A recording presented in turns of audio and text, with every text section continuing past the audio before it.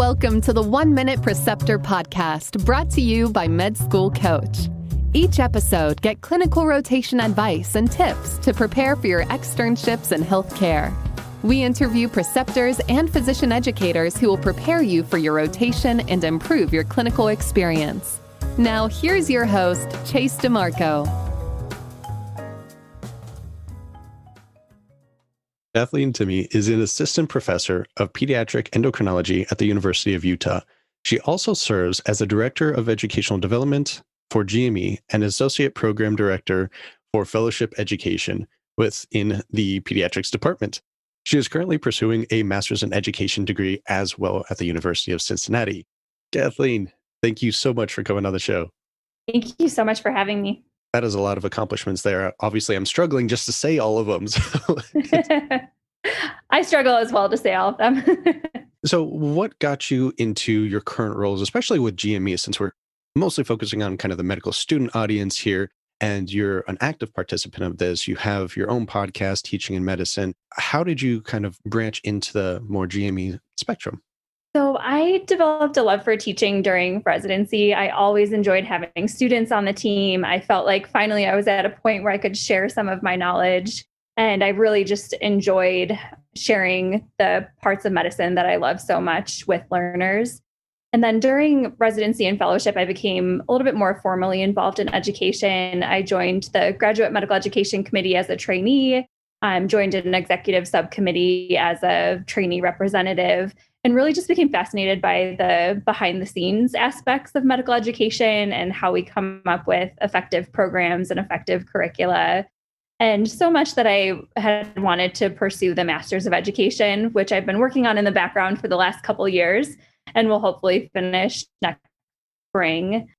And so when I was looking for my first clinical position, I wanted a blend of taking care of patients, but also working with learners and working at the GME level. I really like working with residents and fellows. I like that they're a little bit more differentiated in their path, kind of know what they're interested in. And I find it really exciting those last few years before you start practicing on your own. So here at the University of Utah, that position became available, and it just was a really nice fit between my clinical passions and then also getting to do some administrative stuff at the GME level. And I guess we really covered the icebreaker question there, which is usually how are you changing medicine and medical education for the better? So we definitely have a lot of things on the plate there where you're improving education, you're improving your own education as well as the GME learners that you teach, and still being able to intermix a lot of the patient care aspects, the clinical education with your learners. So that's really impressive. That's really great because we also have a lot of topics that are going to really focus on some of the, I suppose, student-patient interactions that we haven't covered in a lot of great detail in past episodes. So I think the first thing to start off with is the discussion about health literacy, because this is something that is constantly evolving as well. And a lot of learners, when they're getting into the clinical setting, don't really know how to approach it. What advice would you have for that? So I think health literacy is a really important topic that unfortunately isn't covered in most medical school curricula. We learn about all of the science behind what we're doing, but I think being able to communicate that effectively to a patient is a skill set in and of itself.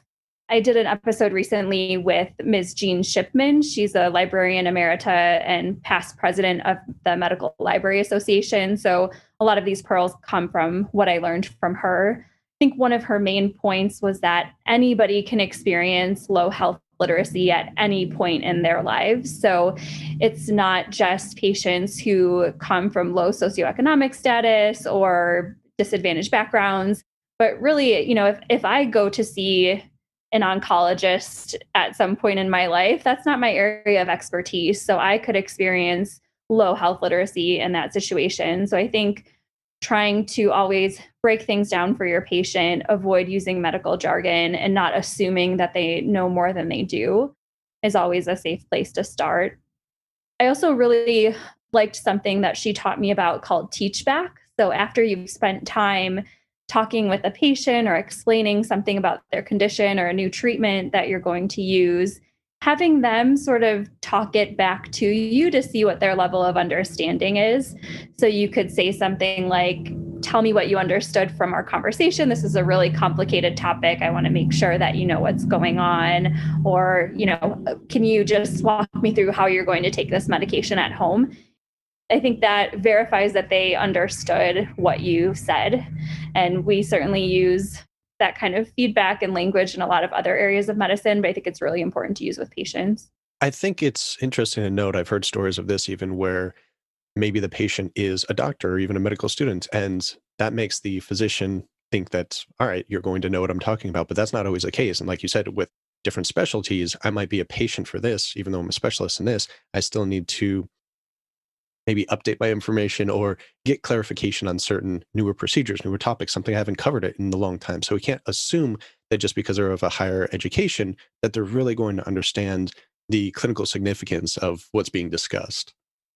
Absolutely. And I think especially when it comes to stressful diagnoses too, you may be an expert in that field, but when it's about you or your family member, I think it's even harder to listen.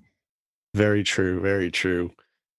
All right. So it's kind of interesting that we discussed a little bit in actually the episode where I was on your show, which thank you so much for letting me come on and speak to your audience. And we're discussing some of the learning techniques for medical mnemonics and just experience or evidence-based strategies as is covered in the Medical Mnemonist podcast. Do you find that any of those techniques might be useful in this scenario? Or is it sort of just kind of a more hands-on approach you need to sort of learn as you're going?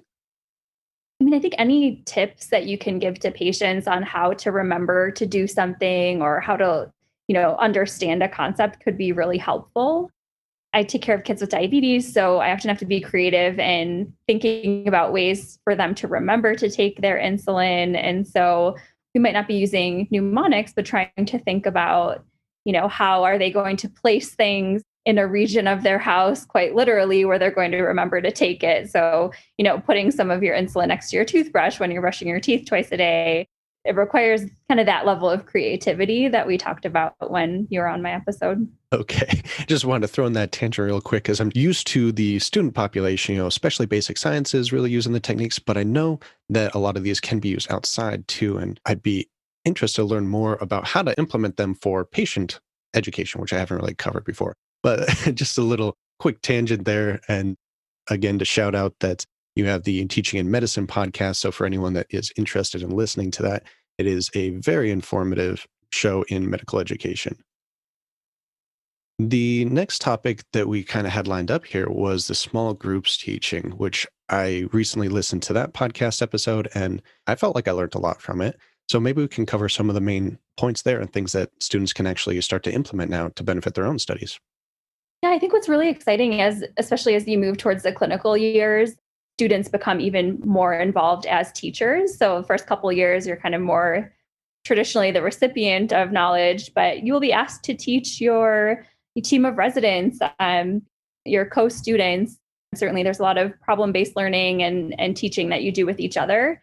And so in that episode, I met with Dr. John Sawicki, who's a pediatric hospital medicine fellow and just an extraordinary educator. And we talked about everything from how to prepare for a small group session and tips for during the small group teaching. I really appreciated some of his advice on how to prepare. I think sometimes students especially may know a couple days ahead of time that they're going to lead a teaching session on something. Maybe they saw an interesting patient and the attending says, hey, can you present on this patient on Friday and look into this issue? Let us know what you learned. That's very common on the wards.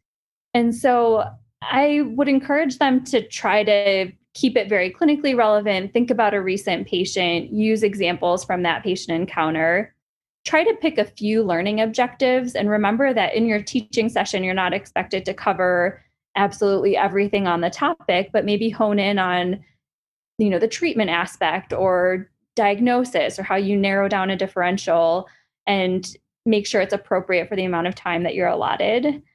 And then also think about what your teaching techniques are going to be ahead of time. So you could take advantage of a whiteboard or a chalkboard and sort of write out some of the ways that you're working through a case. You could prepare a handout ahead of time. You could look into multimedia resources like videos or podcasts, have your learners take a listen or a look ahead of time, but really think about those few things ahead of time. And I think it was even mentioned to, obviously you're teaching to the level of the student at that point. So he was mentioning maybe if I wanted to test something that's really strong in pathophysiology, I might do that for a second or third year student because they just got done with their boards or they're studying for them right now. So they're going to know that even though maybe at a later point, it's going to be less relevant to whatever specialty they go into. So they might not know that anymore. It might have sort of fallen off as they're taking in more material that is relevant to what they're currently doing.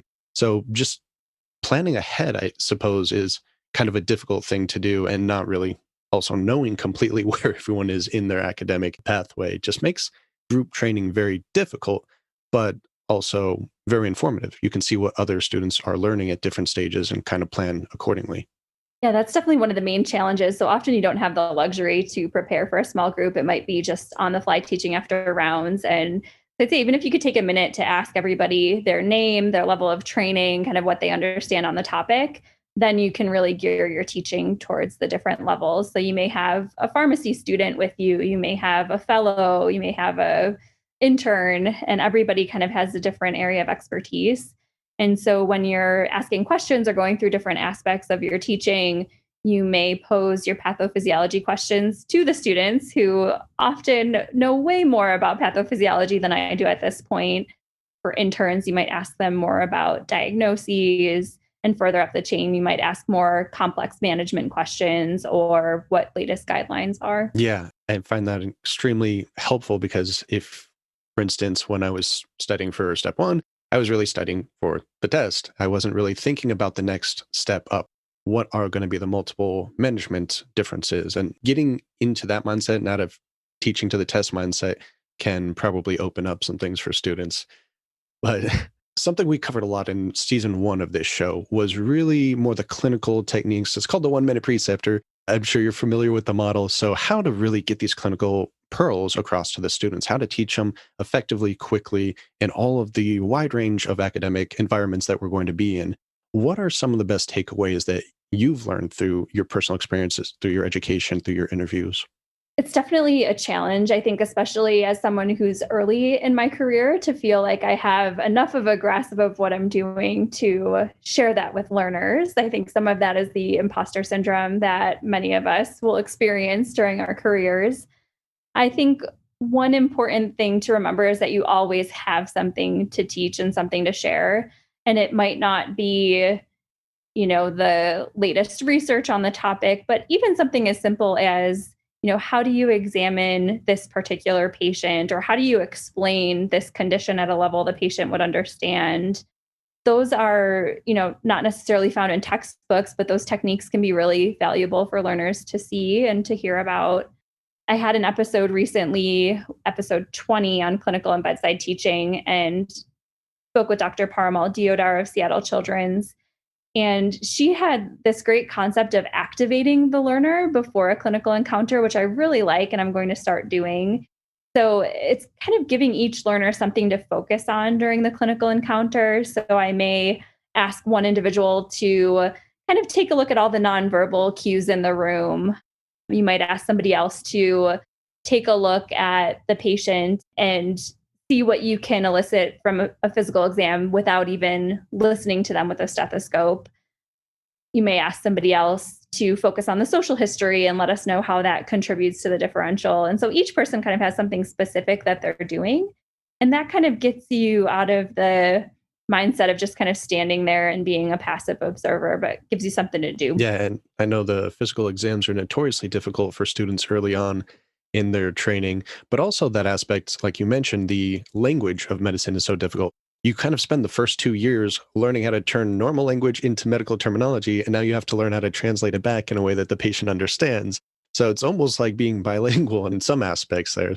Learning how to do that as effectively as possible is not something I've ever seen a straight course on. I guess you just kind of learn from your clinical experiences. You just learn as you go. And then, as you ask patients to explain back what you've taught, and they say, I really don't understand what you're asking me to do, or you see them back and they didn't perhaps take the medication in the way that you had described, always think about yourself first, that perhaps you didn't explain it well. And it's not so much that the patient doesn't want to do what you have asked them to do. And so taking that as an opportunity to re-educate and then think about, okay, next time I see a patient with this condition, I'm not going to forget to tell them, X, Y, or Z because I've seen that I've missed it in the past. So constantly learning. Yeah. So that teach back point is very useful to make sure that the patient understands, but also the student needs to receive feedback to make sure they're going down the right path. They're attacking all of these different, I suppose, clinical aspects that they're less familiar with. And there have to be certain ways to gain feedback in that's useful. Obviously, the 1 minute preceptor kind of says to give feedback immediately. A lot of studies seem to show that type of immediate feedback can be very useful, but exactly how to go about, I suppose, two directions, how to go about it as a preceptor, leaving useful feedback, but also how to change what you're doing as a student. Two vastly different topics, I suppose, but I think understanding where the preceptor is coming from will help the student better understand how to take that not as like a criticism or something negative, but as a very useful tool to change what they're doing currently. Yeah, I mean, there's a whole body of literature on how to be a good recipient of feedback, which I think is really important for your listeners. And it doesn't feel good to hear that you're not doing well at something, especially when we grow up in this education system and this culture that is so grade-based. We get these step scores and your clerkship grades, and that tells us how we're doing on the path to becoming a physician. But I think once you've made it to the training phase, that's your time to make mistakes and learn. And it's really a beautiful, protected time to get constructive feedback and improve before you're actually the final word in taking care of patients. Good point. Yeah, that effective recipient of feedback is something that actually I haven't read too much on the literature yet. So I would definitely like to receive that better. It's so easy for a student to, especially depending on their relationship with the preceptor, take it as something negative, that they've made a mistake and fall back into the imposter syndrome. I don't actually know what I'm doing here. Oh no, downward spiral sort of aspect, instead of using it for the productive feedback that it can be. And I think one of the best things that educators can do is to model being open to feedback for themselves. So I think the best preceptors will also ask you to, give them some feedback, how they can improve on their teaching. And hopefully that creates a safe space for the learner to also be a little more open to feedback. And it's really about having that growth mindset. We are all learning, we're all improving. There's not a day when you finally arrived and know everything that you need to know. And so, your best role models will be the ones that are also open to receiving feedback themselves. That's a great point. Modeling can be very useful in most education settings, but especially clinical medicine, I feel. Well, I love the topics we've covered here so far, and these are just a couple of top highlights from your podcast. Of course, there is much more detail in your episodes, in your interviews. What are some parting thoughts, and where can the audience find you? Yeah, so thank you so much for allowing me to share some of these pearls. I can't take credit for many of them, and I encourage your listeners to check out the full episodes for details. I host a podcast called Teaching in Medicine. You can find it wherever you find podcasts, also on anchor.fm/teachinginmedicine. You can follow us on social media, Twitter and Instagram @teachinginmed, and facebook.com/teachinginmed.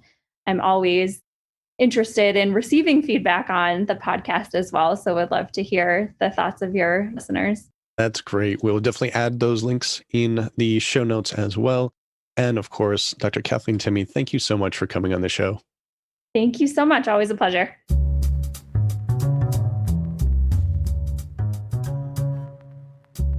The 1 Minute Preceptor podcast is powered by Med School Coach. To access Med School Coach services like USMLE tutoring or residency admissions advising, visit our website at medschoolcoach.com. Good luck as you prepare for your board exams, and we hope you tune in again next time.